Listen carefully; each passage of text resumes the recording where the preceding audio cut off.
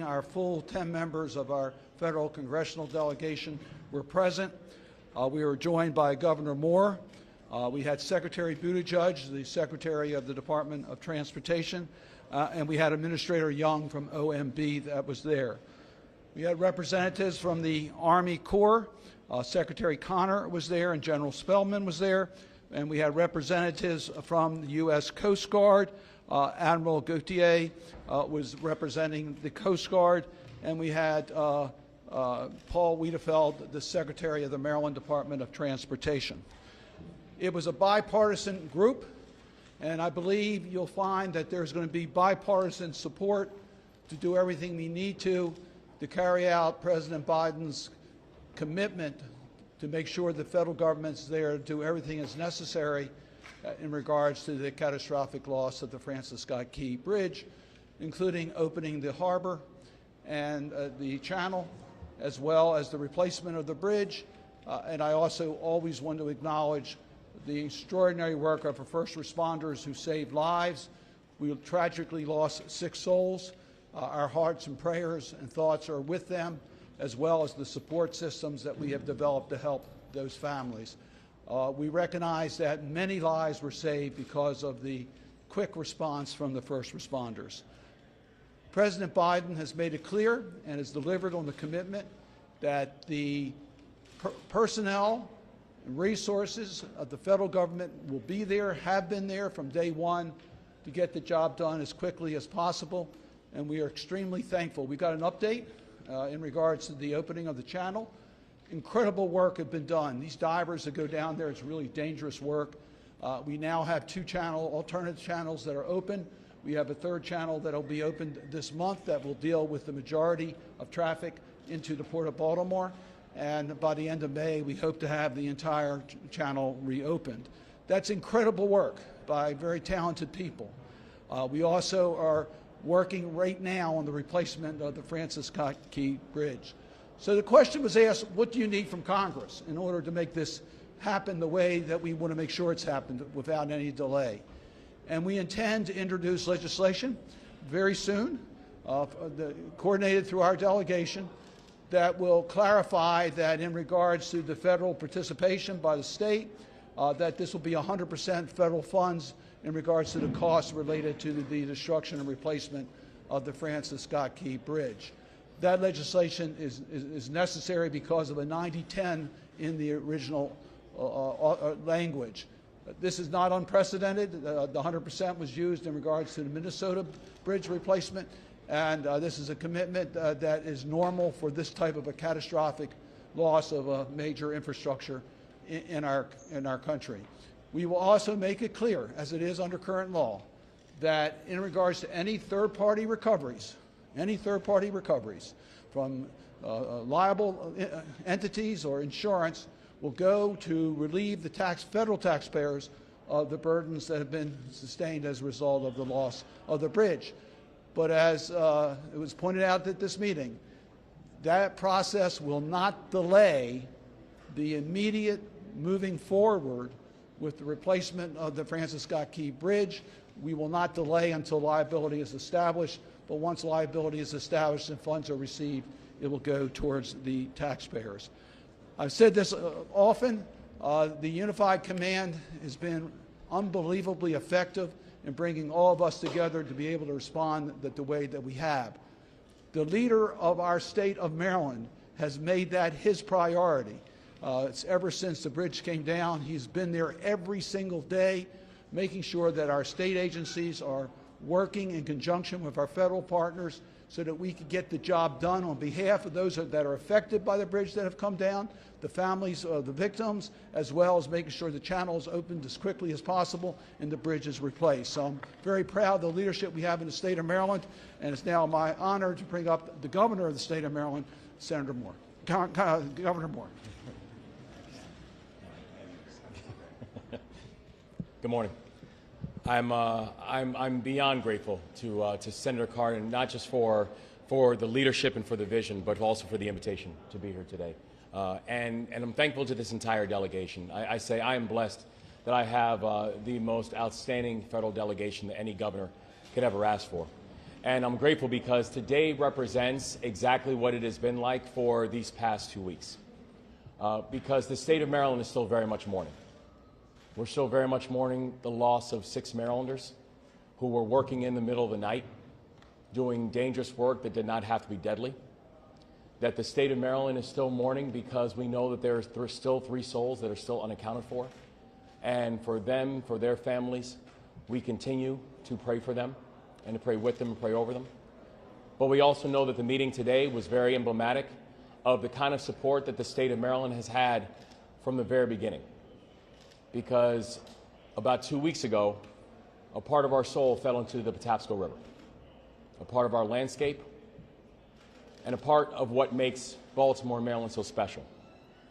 And literally from the first moments of that happening, watching the response of our federal delegation, watching the response of the Biden administration, watching the response of our federal partners from the Army Corps of Engineers to the Coast Guard to Navy Soup Salt, that this has been a true coordinated effort. And we're grateful. And I just stand here as simply a representative of 6.3 million people who are not just here to say thank you, but also here to say that we are prepared to be partners in this work for the long run. That we know it is imperative that the 4 objectives that we have laid out have to be accomplished, that we have to make sure that we are providing a sense of closure and a sense of comfort to these families, that we have to make sure that we are getting the channel reopened, that we have to make sure that we are taking care of those who have been directly impacted, including our first responders, including our port workers, including these families, and we have to make sure that we are rebuilding the Francis Scott Key Bridge, and that the state plans on being full partners inside of that work. And knowing that just in these past days, we have done things like on last Friday where I've signed an executive order allowing the release of $60 million that's going towards supporting our workers and individual small businesses impacted. That later on today, I'll be heading back up to Annapolis to sign the Maryland Port Act, where we worked in partnership with the General Assembly to ensure that our port workers are not going to be forgotten in this, and also that the children of those who have died due to transportation accidents, that their education can be taken care of. And then we've also been able to launch things like the Maryland Tough Baltimore Strong Alliance, which is an alliance of over 80 businesses and organizations, philanthropy and private sector, who have said that in this moment they will step up and double down in their support of Baltimore and in their support of Maryland and the support of the people impacted. But we also know that the support from the federal government and the support of Congress is also going to be imperative in this. And so the chance to stand in partnership with people like Director Young and Secretary Buttigieg and the entire team from the Biden-Harris administration and all of our federal partners with our congressional delegation, I just want to say on behalf of 6.3 million people that we appreciate it. It's never going to be forgotten. And we plan on being partners with you every single step of the way going forward. And so with that, I'd like to turn it over to another member of our fantastic delegation, Senator Chris Van Hollen. Thank you. Thank you, Governor. Well, what you see here is a partnership united in common purpose.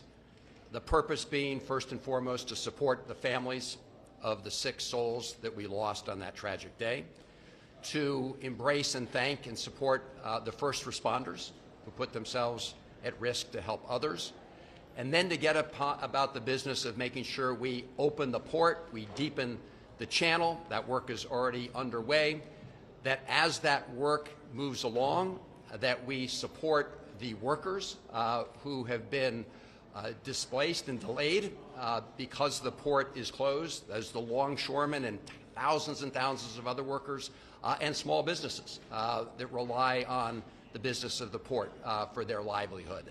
So that is the one big step going on right now, and of course rebuilding the bridge together. Now in this process, we've seen that unity of purpose matters, and I want to thank President Biden and his entire team for being on the job from day one.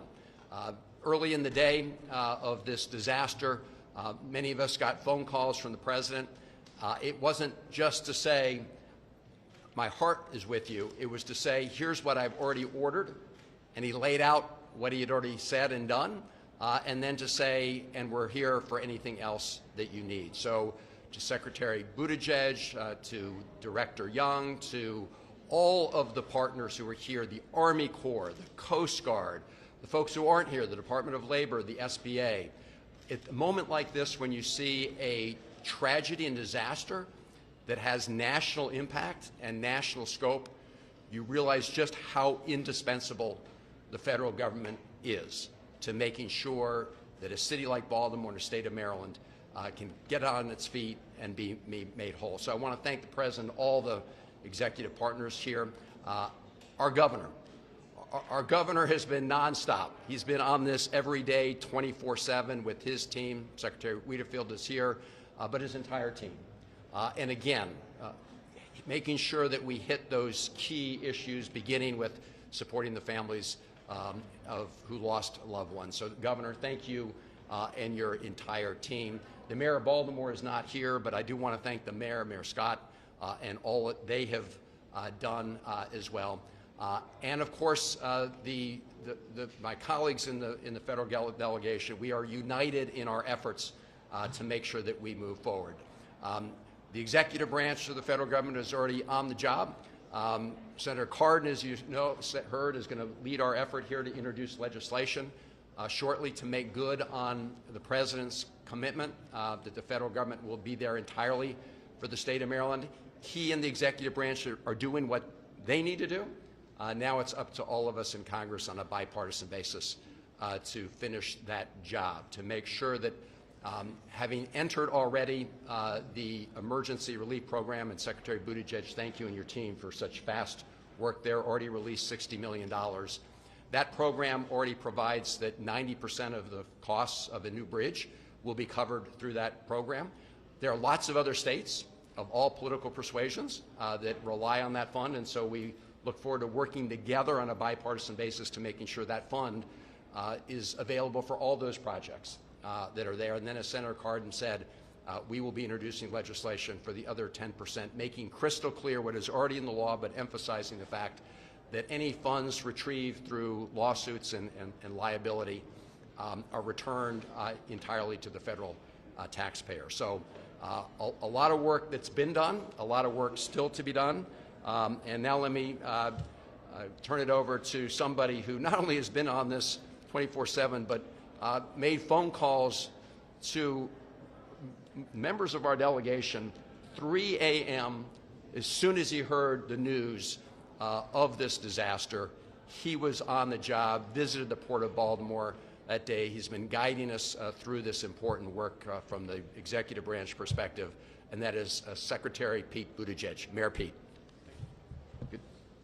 Well, thanks very much, Senator, and I want to begin by acknowledging and recognizing the extraordinary, unified, focused, bipartisan response of Maryland's delegation from the first hours of this disaster. That has served the people of Maryland well. It has also helped us in meeting our goal as set by President Biden of being the best possible partner in the executive branch.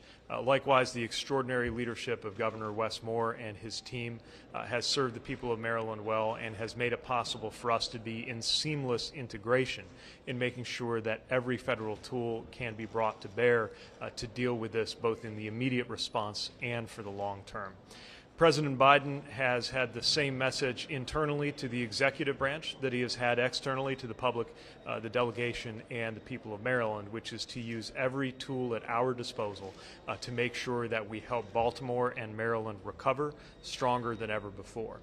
Much of that has been led by sister agencies like the Coast Guard, Army Corps of Engineers, and others. From a U.S. Department of Transportation perspective, that's focused on 4 major lines of effort: helping Maryland reopen the port, dealing with supply chain implications until the port is reopened, helping Maryland to reopen and rebuild the bridge, and dealing with the surface transportation implications in the meantime. Already we have released $60 million in emergency relief funding that is going toward immediate uses both related to the wreckage removal and to the preparation for the building of the new bridge. Also, we were able to amend a grant that was already underway for the port to help benefit one of the few parts of the port that is outside of the channel, to help them accelerate some of their development to take on more of the vehicle traffic that is disrupted or diverted in the meantime. Those are just some examples where there is going to be much more to come. In order to continue that work, we will need to make sure that the emergency relief fund is at a healthy level, something that the delegation has expressed its determination to make sure happens, and that we certainly hope and expect will be a bipartisan goal. On the authorization side, as was mentioned earlier, getting to 100% to make sure that the letter of the law makes possible the President's commitment and intention, which is that this will be 100% supported federally. That is, of course, including the awareness that there may be private parties held liable for this. It is our expectation that the federal taxpayer will be made whole, but we do not want that to get in the way. That is why whatever insurance, litigation, and other related processes play out, we are not going to wait for them to play out to make sure these dollars are getting to where they need to be, and where they need to be is helping the people of Maryland rebuild right now. We will stand ready, as the President has directed, from the first hours for as long as it takes, and we're again thankful and admiring of the partnership of everybody who has come to step up and support this effort at every level. With that, let me turn it to a member of the House of Representatives whose district is most impacted, though clearly every district in Maryland and so many places beyond Maryland have been impacted. But we've had a great partner in Representative Kwesi Mfume. Representative.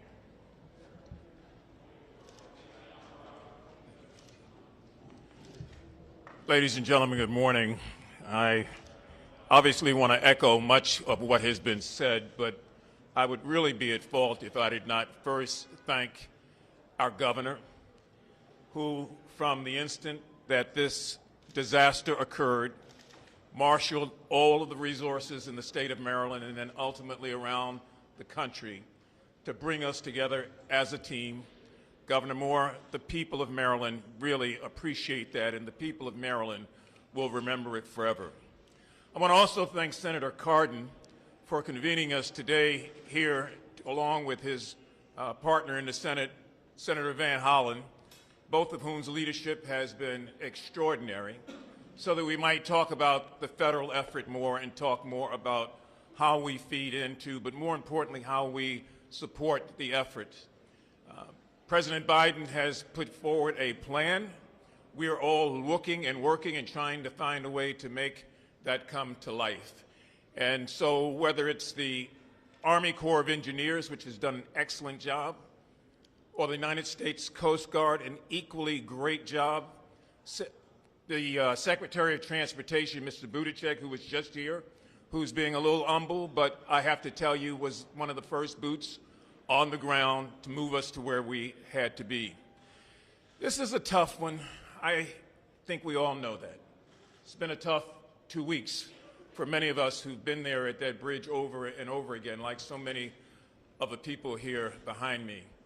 But it's proven to be something that has allowed the state of Maryland, and I hope the country, to recognize that it can still overcome disasters and tragedies by working together. I want to thank the Speaker of the House, Speaker Johnson.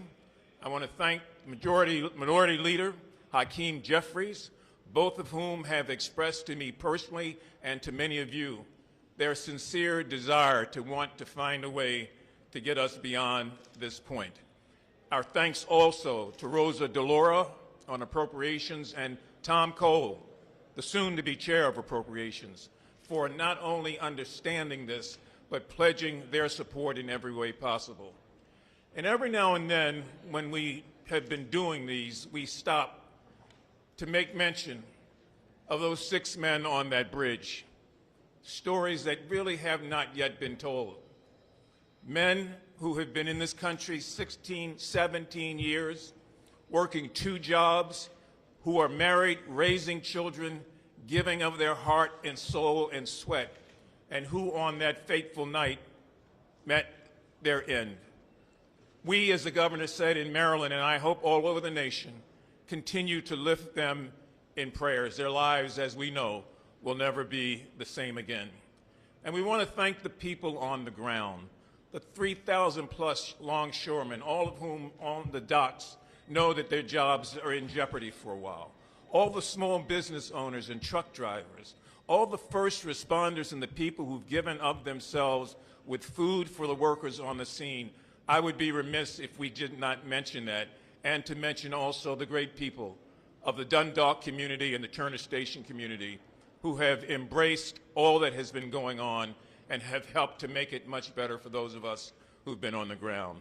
So what you see here is the Maryland model, a model way of trying to move forward in a disaster that's not partisan in any way whatsoever, and a model of men and women of different walks of life and backgrounds, recognizing that it may have been our port, but it also belongs to our nation, and the supply chain that potentially could be disrupted.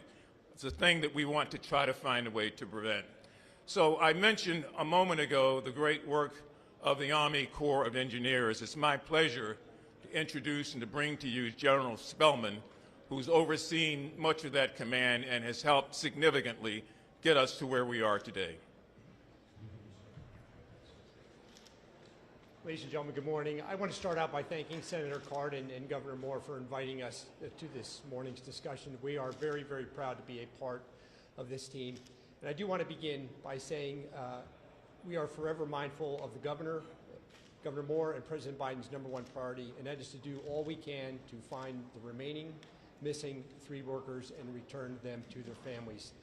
We are going to go about a lot of heavy lifting of steel and concrete in the weeks ahead, and we have to do that with a lot of care and precision. And we are proud to be just one small part of a much larger team from the city of Baltimore, certainly the state of Maryland, the Coast Guard, the United States Navy, and many, many others. We are just of the collective assessment from our work over the past 14 days that we have to start moving more and heavier debris to find the missing workers and also to reopen this strategic port for the nation. The Federal Navigation Channel into the Port of Baltimore is 700 feet wide by 50 feet deep, and today it has 9,000 tons of steel at the bottom and 3,000 tons of concrete. Many of you have seen the picture of the section of the steel truss hanging off the front of the vessel Dolly. That section alone weighs 5,000 tons, and I shared with President Biden during his visit to the port last Friday, 5,000 tons. That's the equivalent of 12 Air Force Ones fully loaded with gasoline. We're committed to getting this concrete and steel out of the channel by the end of May, and that work has already commenced. We've had 51 divers in the water over the past 14 days, and we've also found an opportunity to do some concurrent work where we can restore some access to the port short of the full Federal Navigation Channel. We're calling that a limited access channel. It's 280 feet wide by 35 feet deep. And what that will allow is about 80% of the cargo that currently comes into the city of Baltimore, the Port of Baltimore, to restore access, one-way traffic, and about 74% of the cargo that leaves the Port of Baltimore will be able to use that limited access channel, and we will deliver that channel by the end of this month in April. In fact, we'll be down in our labs in Vicksburg, Mississippi, beginning tomorrow through Friday. We're going to bring the Maryland Association of Pilots, a number of captains that sail vessels of various sizes, and we're going to go through all of the protocols so we can have safe transit of this temporary navigation channel. And I will be followed by Congressman Hoyer. Thank you very much, General. When the Dolly hit the concrete and the steel on that bridge, it hit us all. And it has been said that great tragedies often bring out the best in people, the best commitment to making a difference to meet that tragedy and make sure that we correct and build and unite. And I want to thank Governor Moore for his leadership. I want to thank President Biden for his leadership on behalf of all of the delegation. Without their focus and quick action, and Secretary Buttigieg, I thank you for not calling me at 3:30 in the morning. My district is somewhat far, relatively speaking, in Maryland, a small state, from the bridge. but all my people that I represent in Southern Maryland were hit and adversely affected by this tragedy. Not only did we lose 6 souls who were working to make sure that bridge was serviceable, but we lost the economic impact for the nation, as has been said, and I would add the international community that ships its goods here to Baltimore, one of the busiest ports in America. All has been said about the cooperation that has occurred. Senator Cardin, I want to thank you and Senator Van Hollen. You represent the port along with Kwesi and Fumi and John Sarbanes and Dutch Ruppersberger. The rest of us, however, are equally committed to making sure that we heal this wound in our state, in our nation, and service the rest of the world. I want to yield to somebody who represented this district for some 20 years, who is retiring from the Congress, but as a member of the Appropriations Committee, along with David Trum, will be working with me and Congressman Harris. We're one of the few states in America that has 4 members of the Appropriations Committee. And we will be working tirelessly until we get the sums that are necessary, as I said, to heal this wound. Now let me yield to my friend, Dutch Ruppersberger. Well, most has been said about what we know is happening right now. We had a disaster. We've come together as a team. We're working federal, state, and local. You know, this country has problems now, as we know, partisan problems. But it takes a disaster, something like this, to bring us together. And I see this as a way that our country can come back together. So I'm going to defer now to Congressman Sarbanes.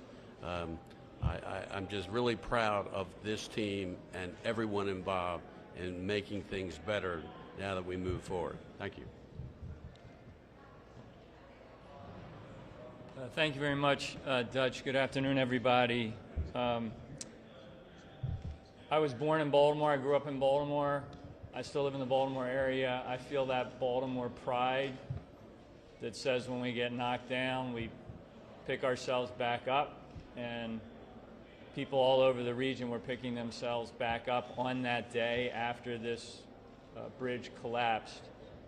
But we can't do it by ourselves.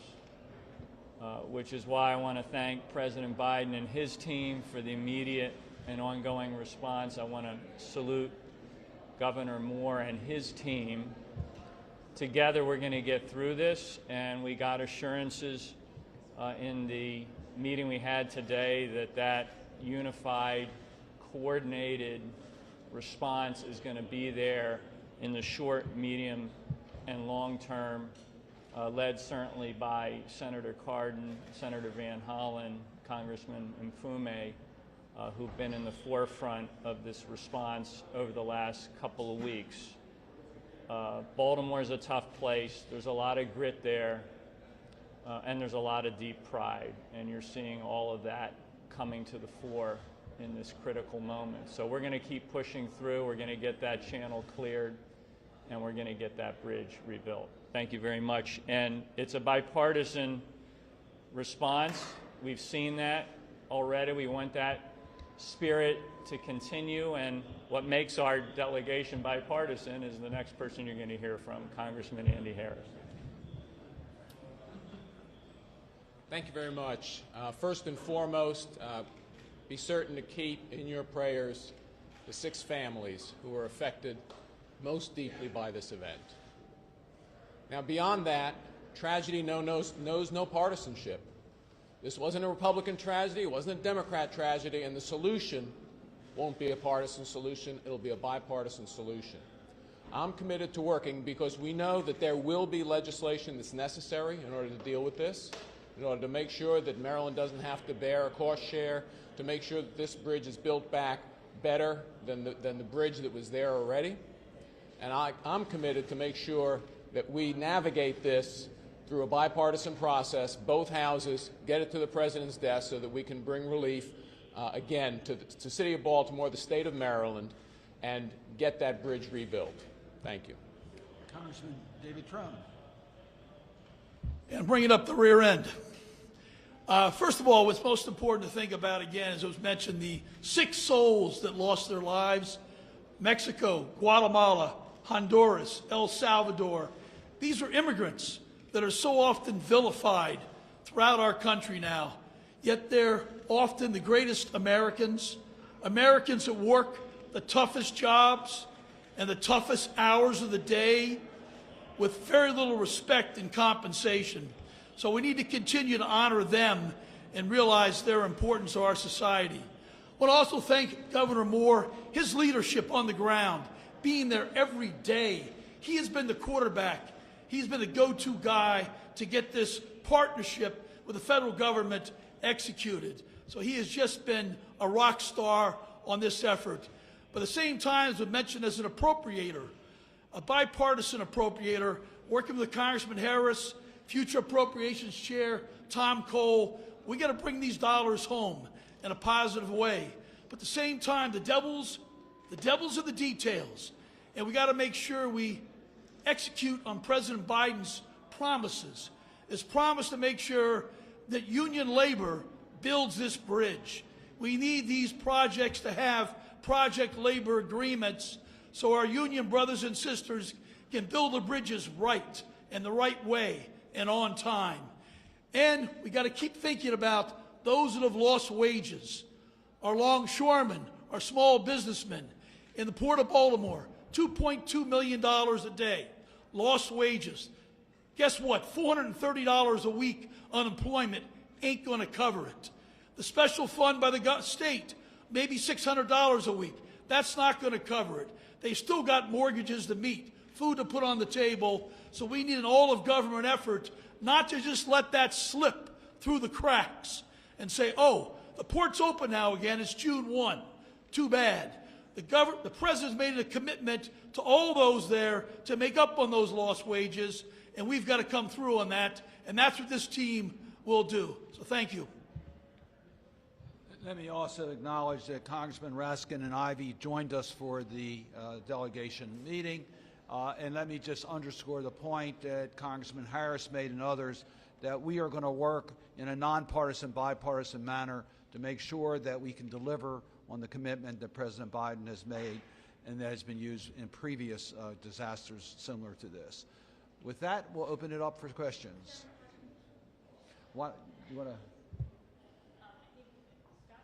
Senator Cardin, what kind of commitment do you all have, how strong a commitment do you all have in House Republican leadership to put whatever you draft on the floor? Some of what you mentioned, union requirements, no offsets, may not apply to House Republican leadership. The legislation that we're going to be offering will be to do what has been done in previous disasters, to make it clear that it's 100% federal cost in regards to the monies that have already been allocated. We're not. This is a cost share issue that we are talking about, which has been used in previous disasters. I am encouraged by the conversations and comments I've heard from my Republican colleagues. They have been very open to this legislation. Senator McConnell, the Republican leader, has been very kind in his comments. I've talked to Senator Capito, who's the ranking Republican on the authorizing committee. The bill will go to the Environment and Public Works Committee in both sides. So I am optimistic we will get the traditional bipartisan.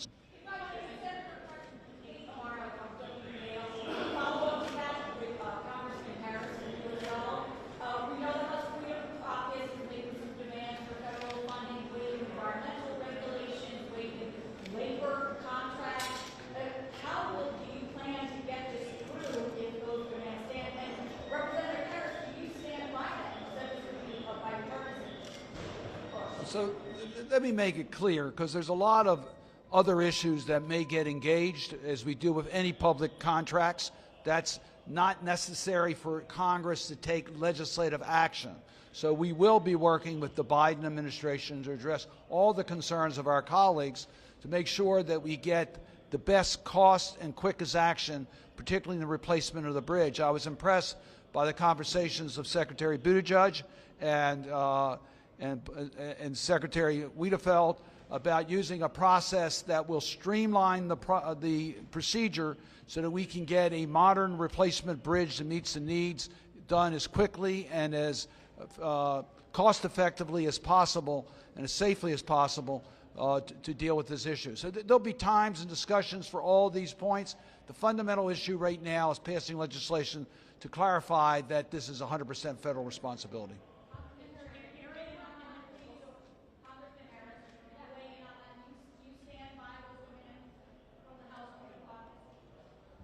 Chairman Cardin got it right. Look, there's steps in this process. The first step is about cost share. There is no debate about cost share. You know, in this tragedy, Maryland should not have to bear part of the cost. That's going to be the focus of, I believe, the first piece of legislation that comes through. Thank you. Two quick questions for Congressman Harris. The first is, what is the ballpark estimated cost for this bridge? How much money are we talking about? And then my second question for Congressman Harris is, do you intend to lobby the Freedom Caucus for the other steps in this process after the cost sharing?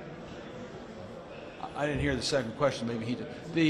The cost estimates are unknown. That's the work is going on now to try to estimate the cost of the project. It's not known at this particular moment. They're still dealing with the clearing, and those costs are being incurred as we speak. The initial allocation was $60 million in regards to the bridge collapse. Those funds have already been encumbered, not all, but most have, but we do not know the total cost of a replacement bridge.